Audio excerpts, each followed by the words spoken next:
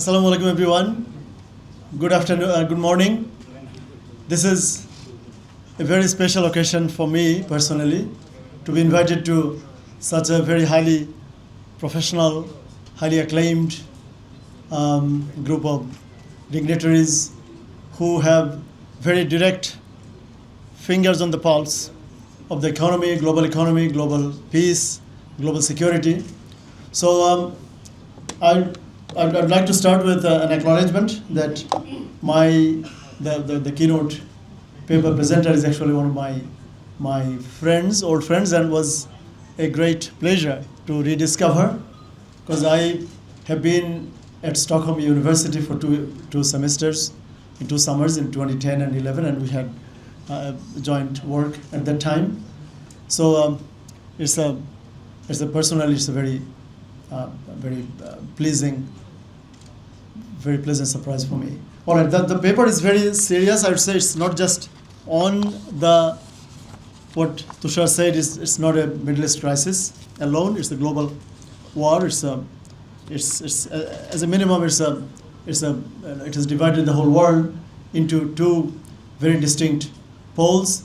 We thought after the somewhat decimation of the USSR that the world has entered into a unipolar world, but now with the rise of Iran and the way they have resisted and now we are very close to having a peace treaty, and it is now more or less official that when you have an agreement, you have an agreement between two equals. So I'm in no position to claim that Iran is in any way equal to the US, but at least in terms of pride and national identity, security claim, and the nationhood, Iran has proved to the world that it is possible if you have a steadfast determination to hold on to your ground, to justify to your people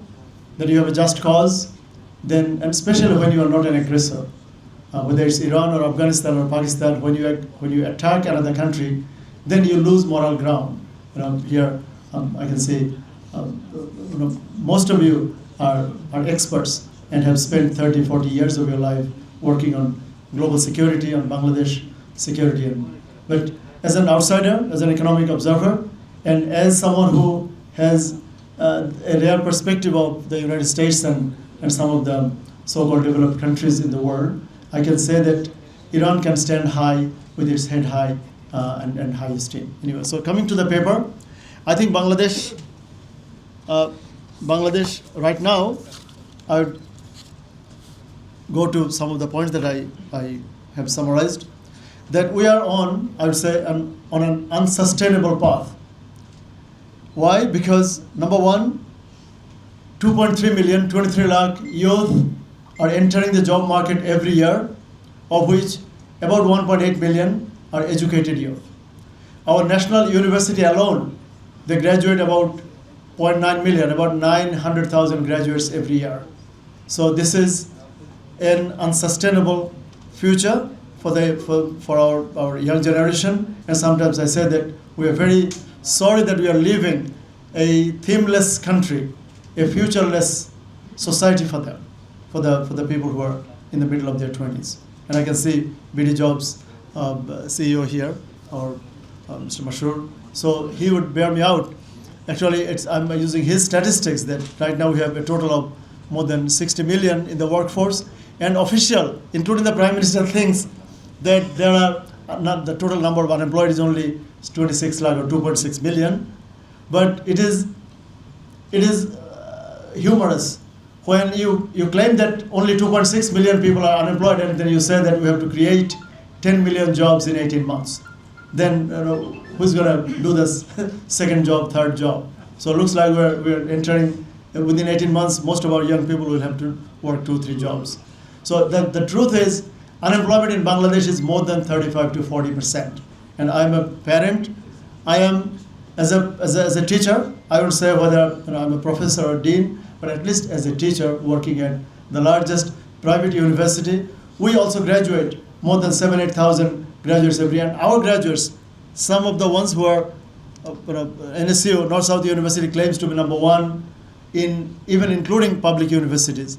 And our graduates, many of them are pleased, will be happy if they have in US dollars about $120 job a month when they graduate, which is about 15,000 taka. This is a shame for us. So that's number one difficulty for us. Number two is sovereign debt skyrocketing. Right now it's 24 trillion taka and rising. I think by the end of June it's going to be 26 trillion. And the official estimates, even the official Ministry of Finance estimates, is that by 27-28, by the financial year 29, we are going to, it's growing at a rate of 2 trillion taka every year. But my estimates are that it's going to grow at 3 trillion taka every year. And if Tariq Rahman's budget is somehow implemented, if he is not bluffing the country, then his budget is, the expenditure budget is to 9.38 trillion, and he says he thinks, or NBR made him believe that revenue collection is going to be in the range of 7.2 trillion, but he will actually end up with maximum 5.2 or 5.5 trillion in revenue collection in all, including non-tax revenue and non-NBR receipts. In all, it would be a celebration if they can even exceed 5.5 trillion. But the only savior is that his expenditure commitments will not be fulfilled. Even if it's a budget of 9.38 trillion taka, he will end up spending only 8 trillion taka. So there will still be a shortfall of about 2.5 trillion. Anyway, so on average, Bangladesh is on a path, even in a linear, if you make a linear estimate, no aspirational growth, no inflation, nothing, at 3 trillion taka every year, in 10 years' time, we've estimated that our sovereign debt is going to hit 60 trillion taka, of which, even if you can arrange half of it in foreign currency loans, yeah, Dr. Qureshi, these are alarming numbers looking at 2036.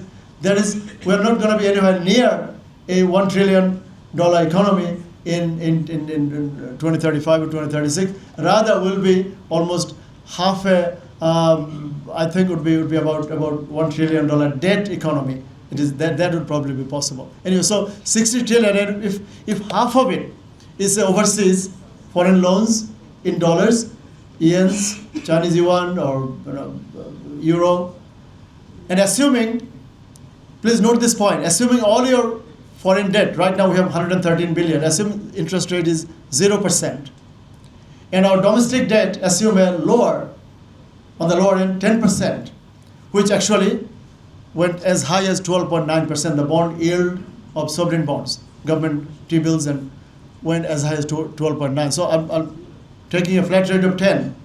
So assume half domestic loan, half foreign loan, and foreign loan carrying 0% interest, domestic loan carrying 10% interest, you're still looking at a weighted average cost of capital of 5%. So 60 trillion taka, 60 lakh koti, at 5% would be 3 lakh crore, which is not actually too ambitious, because right now, this year, our budget is 1.5 trillion taka on interest payment alone. So people bluff you.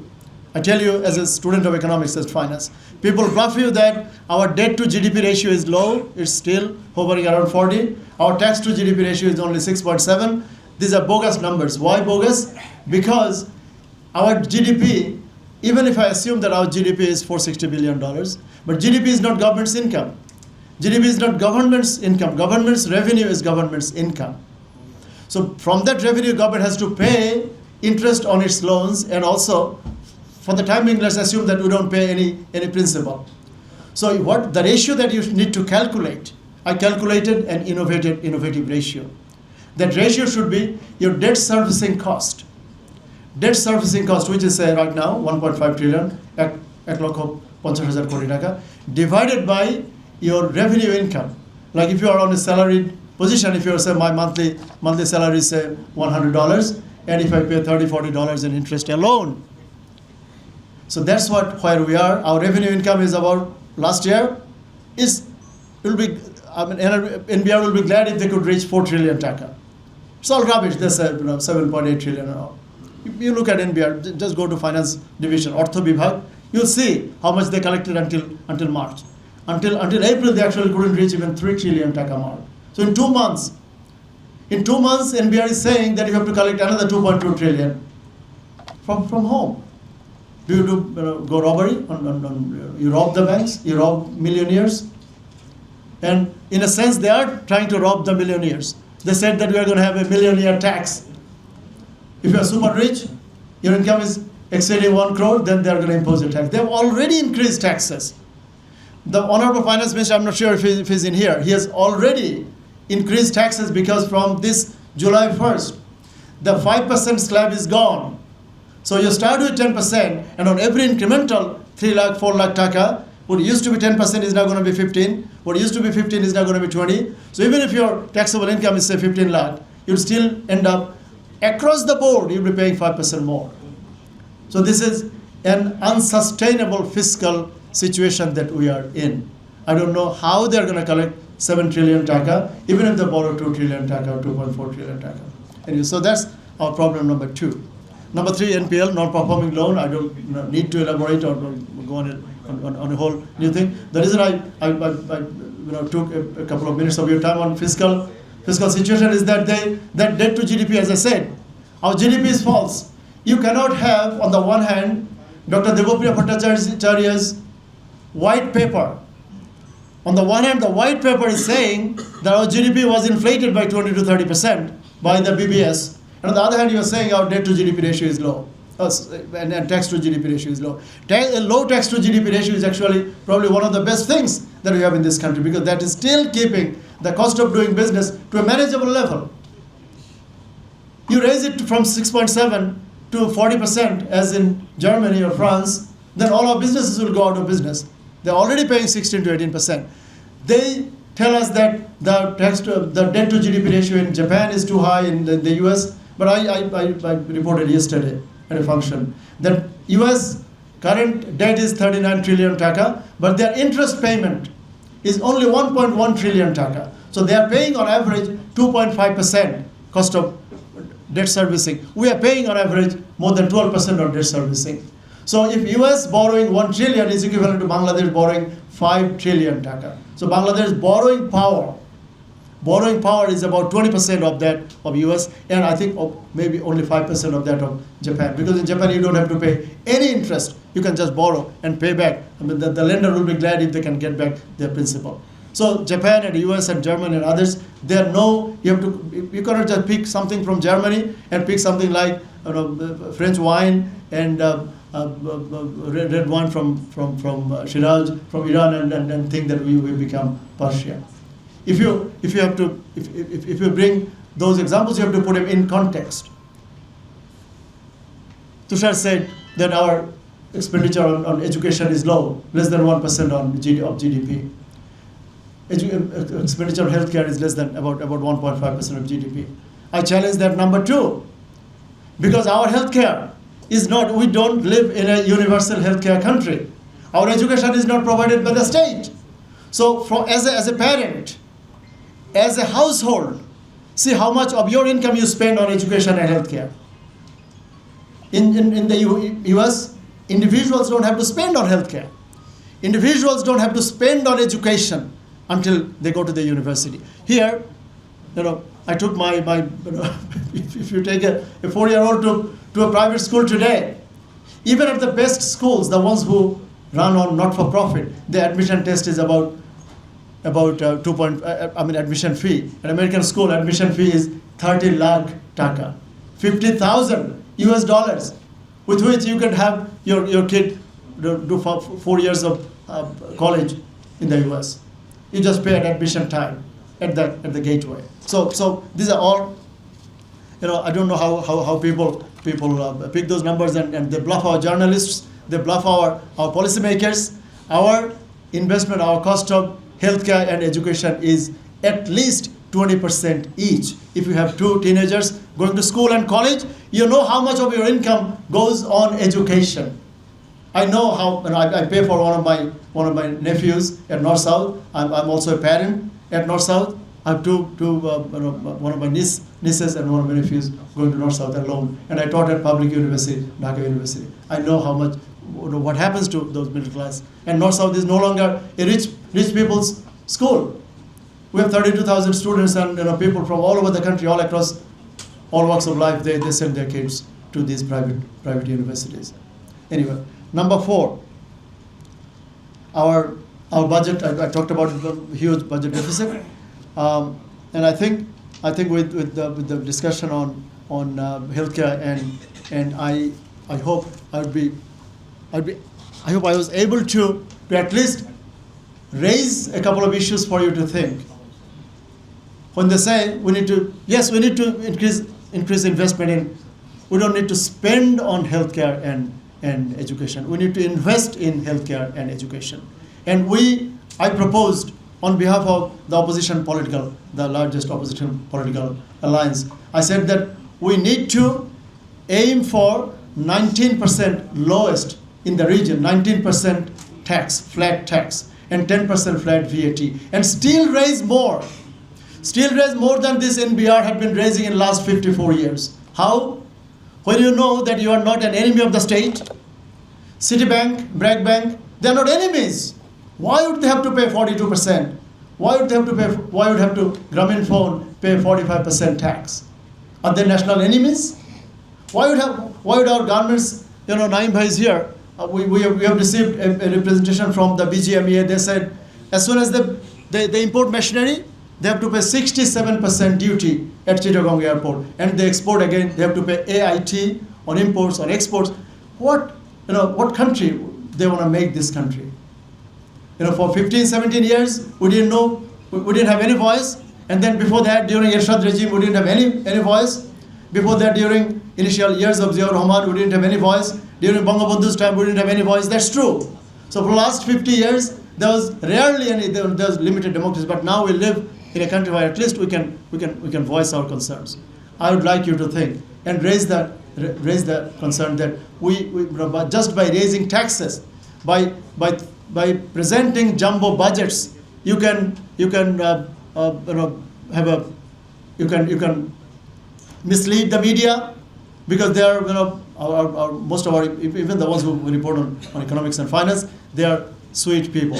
They are our kids. They are really good-meaning, well-meaning journalists. They believe you on face value. You shame the country by saying that we only pay 6.8% in taxes. Why would we pay more? What do we receive? If you check with the owners of Sarina, unless they have non-performing loans, what services? You want to set up any business, go anywhere. Unless you are one of government sycophants, you are one of their what they call oligarchs. There is no land for you. There is no VAT exemption for you. There is no airport clearance for you. When I came back from the UK, finishing my PhD, I had to have a sigh of relief as I could get my books and periodicals out of Chittagong port. In spite of one of my colleagues who later retired as an NBR member, Mr. Syed Ghulam Kibri, in spite of him being sitting there at Chittagong Custom House, he had to pay tax on my behalf, because I went to Chittagong with not enough money to be able to pay taxes on things that were just my, as a student, PhD student, what could I have brought? So I came back. He said, you go back to Shegun Bagicha. I took a bus on a night coach, came to NBR. I still remember, I think someone called Ghulam Rasul was a member. Sought some kind of relief as a student, and then showed that I had to come to Bangladesh on a field. He refused. Anyway, so we had to pay about 17,000 taka in taxes, and of which 10,000 I still owe Syed Ghulam Kibriya. He paid on my behalf. So why? The reason I say that is that we have these 50, almost at least 5 million of our sisters and daughters work at garments factories. And these guys who employ them, you are treating them as if they are villains. They are not villains. They are the heroes. You treat them at Chittagong Airport as if they are bringing some illegal drugs, opioid, or some substance. Yeah. So you have to. Yes. So they, those guys, the importers, yeah. Ranjan bhai, I know Major Akhtar is one of my close friends and elder brothers, and he has a genuine point that if no one pays taxes, then how are we going to run the country? I'm not against paying taxes. I said we'll raise exactly almost the same amount of money. We have presented that proposal that you can raise the same amount of money. Didn't the US after Mr. Trump in his 2017 Tax Cuts and Jobs Act, TCJA of 2017, he reduced taxes, and now the US has a flat tax of 21%. And you check your cell phone now, the US IRS has raised their tax collection, has gone up after reducing taxes, not down. So I'm not saying that we can overnight go to 19%, but we should follow that path, not a path of abolishing 5 and replacing 5 by 10 and 10 by 15 and 15 by 20. You see my point? Someone must pay taxes. It's true, but tax must be justified with expenditure, as Dr. Qureshi said. All right, so I think I've taken enough of your time. Taxes, of course, 5 trillion, 6 trillion of taxes. I mean, I'm saying that raise as much as the camel. So it doesn't have to be. It does have to be the straw that breaks the camel's back. You don't break the backbone of our RMG owners, of our entrepreneurs, of our small business owners. They are proposing a flat tax on even the vegetable vendor. So those, I mean, there is no way but to lie. For those vegetable hawkers, if they have to stay in business, they have to lie. So you are providing incentives to bribery, because these guys have no money to pay 3,500 taka of personal tax. So minimum VAT. You should raise VAT, collect VAT from those, from Podda Diagnostics, from Medinova, from those diagnostic centers and private hospitals. Does anyone in this room know, including NBR, do they know what's the revenue of Evercare Hospital? Do they know United Hospitals revenue or Continental's? They do not. So these guys are the ones who are hiding billions of taka in VAT and taxes and AROM and others. And you're punishing the street vendor. That's what I'm saying, that Honorable Finance Minister, you got it dead wrong. You are on a wrong path. This would be a path of, in 10 years, if Tariq Rahman remains Prime Minister for 5 years, and if he gets re-elected, when come here, if I was still alive, in 2036, Bangladesh's sovereign debt will exceed 56 trillion taka, and interest cost alone would be 3 trillion taka. All right. Thank you all very much, and thanks for your patience.